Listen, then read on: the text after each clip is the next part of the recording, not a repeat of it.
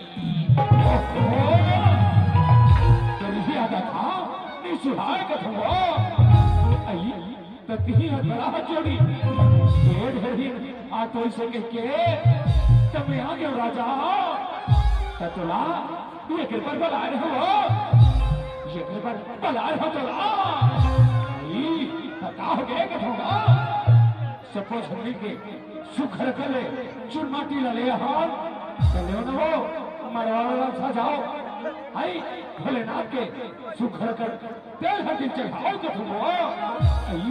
बने का है चोरी बने का है खसगा। अरे बाजार हो एक घाव की जगह में 3 घाव खाना फिर बड़े कुछ खेल के बजा में तुम्हारे बाजार और भैया ले शुद्ध हमारे बाजार।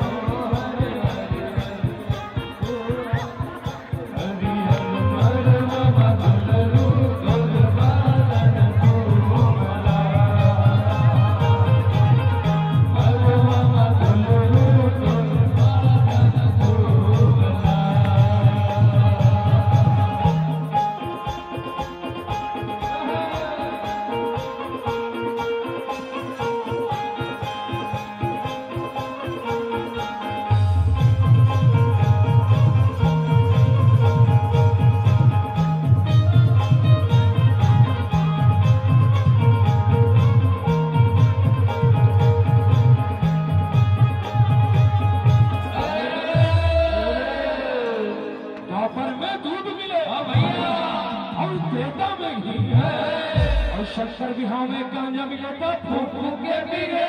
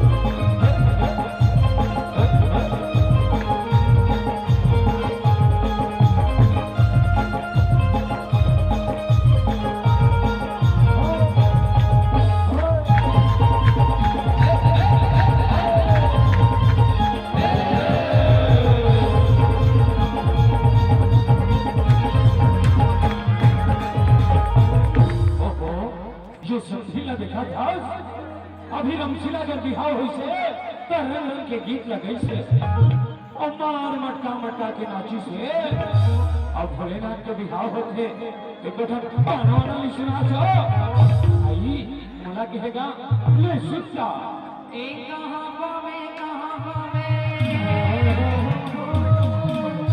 और हाथ तुझे ना बो